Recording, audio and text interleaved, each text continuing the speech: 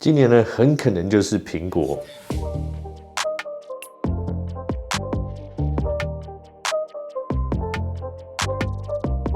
我们来感谢一下今天的赞助商，就是环宏 XN 倍安心倍。你是否觉得你自己手机的储存容量不足？然后当你去检查空间的时候，就发现它被影片还有照片占满。那当你想要备份释放空间的时候，你又不想被 Google 相簿啊，或是 iCloud 这类的付费制的云端硬碟给绑住。那我们今天介绍的产品呢，就是 XN 倍安心倍。那这个呢，是一款你可以架设在自己家里的一个云端硬碟。那架设自己的云端储存空间的好处呢，那除了隐私方面更有保障，不用担心你的照片外泄。另外，家人也能共同分享储存空间，可以产生分享连结，并在上面设置分享的期限和密码，还可以依照日期和特定物品之内规划照片，也可开启 AI 人脸辨识，使用界面非常的人性化，也是一大优点。不论是在网页中登入管理，或是手机、电脑版 App 中操作都非常的容易。在管理设定的页面中，可以随时侦测储存空间、硬碟健康度和运转状况 ，CPU、记忆体和风扇的使用状况都能随时侦测到。里面有2组硬碟的储存空间，可以依照你自己的需求来增加或是升级。外形上的设计非常简约轻薄，可以融入任何家里需要摆设的地方。运转时风扇非常的安静，前面的白灯也不会刺眼，非常的苹果风格。我会把商品的链接放在下方，大家可以再去参考咯。大家好，我是苹果爹。那今年的 WWDC 可以说是非常重要的一年。其实哪一年不是非常重要的一年？根据目前我们所得到的消息，不管是要推出的新世代产品啊，或是要推出的软体更新部分，其实都是非常让人期待。那像是 iPadOS 啊、iOS、watchOS、tvOS 什么等等，很多人都在期待今年的更新。那我们就先来讲 watchOS 好了。那我们这边讲到的是软体的部分，那当然硬体的地方呢，有一些地方我们可以从软体的更新里面找出一些新的硬体，可能下一代的苹果手表会有什么新功能在里面。那首先呢，很多人提到的这个省电模式嘛，那这个彭博社的也有提到，那我个人也是非常期待这个功能。那以现在苹果手表来讲，你要进到一个真正省电模式的话，它基本上就只能显示时间。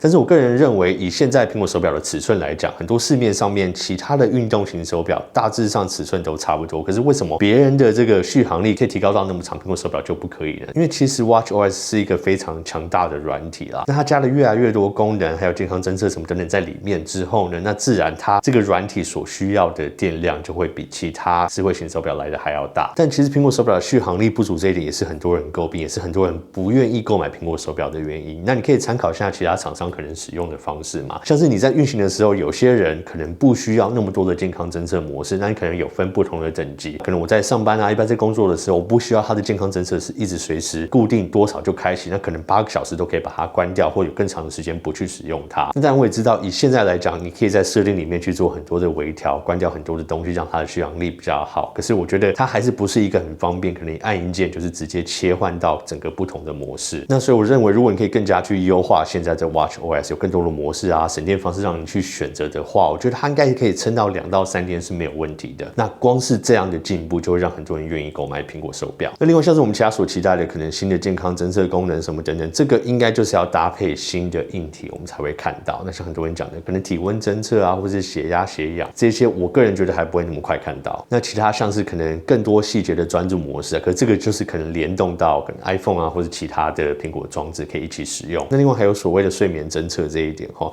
那现在的睡眠侦测其实苹果手表里面虽然是有内建，可是我觉得因为续航力不足这一点，也让很多人不太愿意去使用它。你可能要记得回到家睡前先充好电，然后再带好它，然后起床看电力够不够，可能要再充电一次。那我觉得以穿戴式来讲，大家还是不太习惯需要每天去注意它的电量这么多次的这种使用习惯，所以到头来还是回到续航力需要进步的这一点。那再来 iOS 16，我有另外一支影片有比较细节讲到里面，现在目前有传出来可能会有什么新功能在里面，所以这支影片我就尽量很快的带过一些重点功能。那第一个像是可能通知这个部分会有更多细项的选择啊，还有专注模式会可以去调整的地方会更多，会分得更细。那再来像是水显萤幕的部分，我个人是觉得应该也是要配合今年新的 iPhone 14 Pro 系列的产品才有可能看到。那再一个比较实用的像是车祸侦测的这个新功能齁，那其实现在在苹果手表有所谓的跌倒侦测啦，可是我个人觉得其实跌倒侦测这个功能也可以同时间放在手机上面，因为对于很多可能没有买苹果手表啊或习惯戴手表的人，你手机在身上的时候，你应该同时也可以侦测到它跌倒。那对我而言，只要要是可以侦测到可以救到更多人的话，其实它不管在哪个装置都应该要开启这个功能，会是更实用的。那车祸侦测这个功能呢，想必然也是会非常实用。好，我有提到嘛，在台湾这个人口比较密集的地方，或许你平常出车祸很容易被看到，会被人家注意到。可是，在可能住乡下啊，或是在国外郊区的地方，我觉得有车祸侦测功能，可能是自己一个人的情况发生车祸的时候，那这种时候多了这个功能，我相信应该是可以帮助到不少人。那再来呢，就是很多人期待这个多重视窗的功能啦。那我觉得在 iPhone 可能最多就是分割成上下或者左右2个视窗，可能也不能再多了。现在 iPhone 14整体系列来说呢，会有2只比较大萤幕的，这也是 iPhone 第一次他们推出这种2个不一样机型，然后都是大萤幕的选择。那以我自己个人的判断，这应该会吸引更多人去买大萤幕的手机。所以那我觉得在这个时间点呢，可能下放或是开启这个分割萤幕多重视窗的功能在 iPhone 上面，或许就是一个比较好的时机点。那实际上使用度也会增加了不少。好，那下一个就是 iPadOS， 那这个应该算是我觉得今年的重头戏啦。可是其实去年我们也是做这样的期待吼。那其实我每一年都在期待 iPadOS 它可能会有一个更接近 Mac 的运行方式。那不管是它直接跑 macOS， 或是在 iPadOS 上面有更多更自由的多工使用方式，或者是可能它有另外独立出来的又有别于 Mac 的一种半桌机的模式，就有点像 Samsung 的 DeX。那甚至我们可能退而求其次的期待它可能有一些比较专业使用的 App， 像是 Final Cut Pro 可以在 iPadOS 上面使用。但是等了很多年一直没有等到嘛。那其实从2-3年前开始啦 ，Mac 里面放进了这个苹果自家设计的处理器，那其实就是先前 iPad Pro 所使用的处理器，到后来 iPad Pro 也使用了 M1 的处理器，那甚至苹果也开放了在 Mac 上面可以使用 iOS 还有 iPadOS 的 App。那这些种种迹象都让我们觉得说，其实 Mac 跟所谓的 iPadOS 这2者之间的距离已经算是越来越模糊了。因为不论是先前大家所提到的，可能是硬体上面的限制嘛，现在也没有了。那软体上面的限制，现在看起来也基本上是解决了。那甚至呢，很多人对新的 iPad Pro 放进 M1 的版本啊，还有现在的 iPad Air 放进 M1 的版本，他们在评测之后，他们的评价都是，其实不管放进多强大的处理器，可是它所有可以使用的功能，所有的潜力都是被 iPadOS 所限制住。那现在我们看到苹果最新审核过的这个专利里面，这个装置像是 iPad 的装置，然后又连接上一个键盘。那这个或许跟现在我们所了解的 iPad 连上键盘并没有太大的差异。可是如果你仔细去看它使用界面啊，它视窗什么等等，它看起来都是比较像是一个桌机使用的方式。然后再加上这个硬体，就有点像是 iPad 跟 Mac 融合在一起的感觉。那当然专利就是专利啦，我们看到专利并不代表说它就会马上实现在我们现实生活当中。但我们以最近的种种迹象看起来，其实可能性也是不小。那如果我们要退很多步，不要说我们期待太高，然后每次发表会的时候又失望的这种方式来看待的话，那我个人觉得我们可能可以期待说，今年的 iPadOS 会终于开放，让我们使用更专业的 App， 像是 Final Cut。那甚至可能在它多工啊，它的桌面使用上，可能是在你外接更大的萤幕啊，它可能萤幕的模式也有更多不同的选择。那也或许啦，我们期待再提高一点点的话，可能会有这种半笔电的这种模式出现。那以苹果他们进步的速度来讲，他们在这种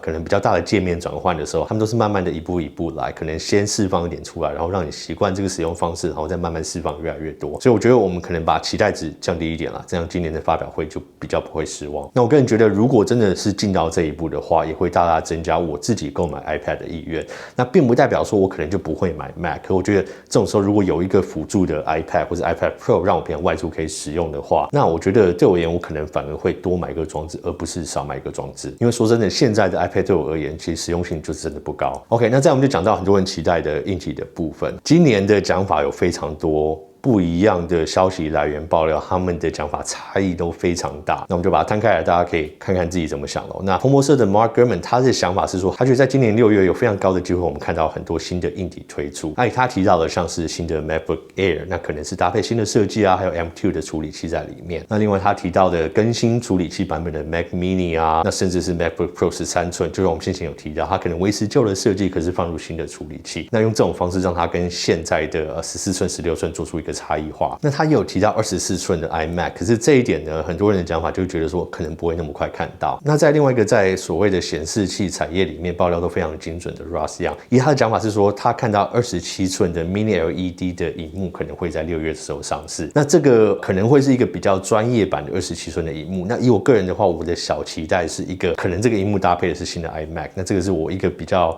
我觉得可能性比较小的期待，但这个是我希望看到。那另外郭明奇分析师呢，他的讲法是说可能不会那么快看到新的电脑在今年6月上市。那其实另外一点我们要想回来啦，我们上支影片有讲到说，现在 Mac 的供应量来讲，至少在 M1 Max 啊、M1 Ultra 这一些系列里面，它等待的时间都会非常久。那上次我讲出来之后，下面有非常多观众分享说，他们从1月开始订现在新的14寸或者16寸的 MacBook Pro， 那他们到现在5月多还没有拿到，那甚至在上面的交货期间一直向后延。所以我们的看法是说，如果这样以现在现有版本、现有型号的 Mac， 他们都没有足够的货量去出，或是不管是在生产上面有什么问题的话，那在这种情况下，如果又再推出新版本的 Mac， 到底是不是一个很好的时机点？或许本来预期说应该是在这个时间点推出，可是我们也要看说现在实际的这个供货量其实非常的不稳定。那很多人说，甚至要等到7月、8月还有9月了。如果在你现在预定的版本，人家都还没拿到的情况下，你又推出新的版本，那这个交货期同时要向后延，或者说你要先拿这个部分去弥补现在新的机器出来的这个情况下，那会不会让现在已经在等现有机器的消费者非常不开心？那我觉得这个应该不是说在本来他们的预期的计划里面了，可是我们也要去考量到现在这个现实的层面，会不会苹果也因为现在这个现实就是交不出货的情况下，把整体硬体推出的时程向后延？那我觉得这个是大家可以去思考看看。那主要还是看大家怎么想。那第一个问题就是问大家，你们今年在 WWDC 最期待的产品是什么？那第二个问题就是你们觉不觉得今年的 iPadOS 终于会有一个比较大的进步？那不论是说你们的想法，可能说它可能会支援比较专业的 App 啊，或是有半桌机模式啊，或是跟 macOS 更融合在一起。那第三个问题就是你们觉得今年的6月会不会发表新的 Mac？ 因为照过去的时程来讲是很有可能哦，可能你们要去考量到像供应链上面的种种问题，所以你们这样整体思考下来，你们觉得6月还会不会上市新的 Mac？OK， 那不管你们有什么想法，都欢迎大家在下面留言可以一起讨论咯。你们如果喜欢这个影片的话，就记得订阅频道、按下小铃铛、按赞跟分享。我是苹果爹，我们下次影片见喽，拜。